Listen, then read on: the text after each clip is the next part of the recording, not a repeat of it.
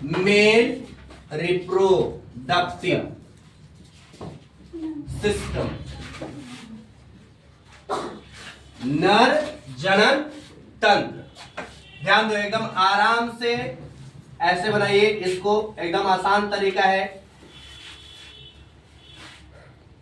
इसको ऐसे नीचे ला, है ना, एकदम आसान तरीका।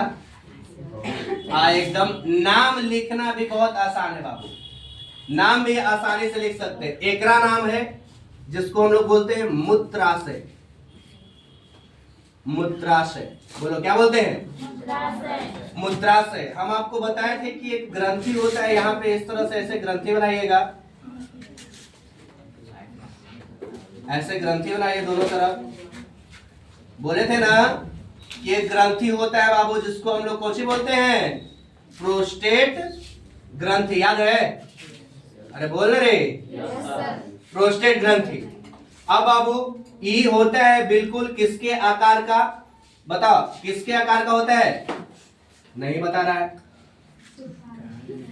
बिल्कुल छोटा सुपारी के आकार का होता है। नहीं होता है? देखिए कितना आसान है, सीख जाना एकदम नीमन से। यहां से इसको ऐसे निकालो, ऐसे ऐसे इधर जाता है। इसको भी ऐसे निकालो, ऐसे ऐसे इधर जाता है। यहां से इसको ऐसे लाओ और ऐसे करो। बहुत आसान तरीका है बाबू, सबसे सिंपल। समझ गया? सबसे सिंपल बना रहे हैं।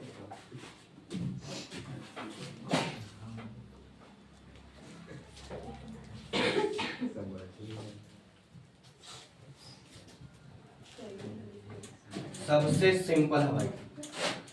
देखिए यहां पे होता है, इस चीज को हम बोलते हैं क्या बाबू? वृषण। क्या बोलते हैं इसको हम? वृषण। इसको क्या बोलते हैं? इसके पीछे कुंडली नुमा संरचना होता है, कितना मीटर के? 6 मीटर के। बता, इसको बोला जाता है कोची? अधिवृषण। याद है ना? ये वाला इस तरफ भी पाया जाता है, दोनों तरफ। इसको क्या बोलेंगे हम? अधिवृषण। और ये वाला जो नली है इसको बोलते हैं हम शुक्र वाहिका। बोलो क्या बोलते भैया? शुक्र वाहिका बोलते हैं। यहाँ पे जो ये दिख रहा है पत्ती नुमा संरचना, इसको बोलते हैं शुक्राशय। शुक्राशय क्या बोलते हैं? शुक्राशय बोलते हैं। यहाँ पे बताओ, इसको हम लोग बोलते हैं कोची? प्रोस्टेट ग्रंथि। क्या बोलते हैं बाबू? प्रोस्टेट ग्रंथि। यहीं पे होता है कोची? काउपर।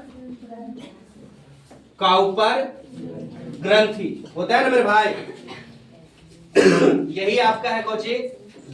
शेषन। समझ में आया? पूरी प्रक्रिया को समझते हैं हम। और इसके नीचे जो ऐसे आवरण होता है ना, बाहरी आवरण, इसी को हम लोग बोलते हैं कोची? वृषण। वृषण कोश। क्या बोलते भैया? वृषण कोश। यहां तक किसी को समझने में कोई दिक्कत नहीं है जी? नहीं है। ध्यान दो, क्या होता है बाबू कि ये बिल्कुल शरीर से बाहर लटकती हुई संरचना होती है। और प्रत्येक पुरुष में एक जोड़ी वृषण, मतलब कि एक गो, क्या होता है? 2 गो होता है। और इसी के अंदर किस चीज का निर्माण होता है बाबू? शुक्राणु का निर्माण होता है। बोलो किस चीज का निर्माण होता है? शुक्राणु का निर्माण होता है। बताओ, एक टेम्परेचर शरीर के तापमान से, शरीर के टेम्परेचर से कितना डिग्री कम?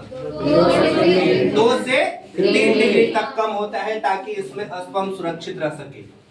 इसी से लगा हुआ नली नुमा 6 मीटर का संरचना होता है, जो कुंडली नुमा होता है। समझ गए?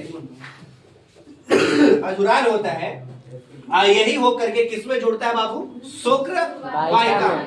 और ये शुक्र वाहिका में यहाँ से शुक्राणु बनता है, यहाँ ही पैपोवामाएं होते होते कहाँ जाकर रुकता है?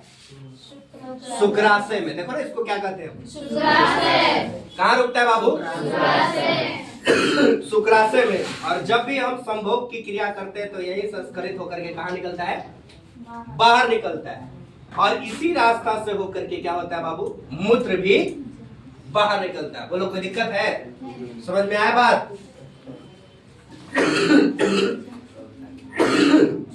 पुरुष के अंदर मूत्र मार्ग और शुक्र मार्ग दोनों एक ही होता है। ये जो नली होता है ना, ये नली, इस नली को हम क्या बोलते हैं बाबू? इसको हम शुक्र मार्ग या फिर इसी को हम लोग मूत्र मार्ग भी बोलते हैं। शुक्र मार्ग या मूत्र मार्ग। बोलो कोई दिक्कत मेरे भाई? बना लीजिए फोटो, जल्दी से बनाओ।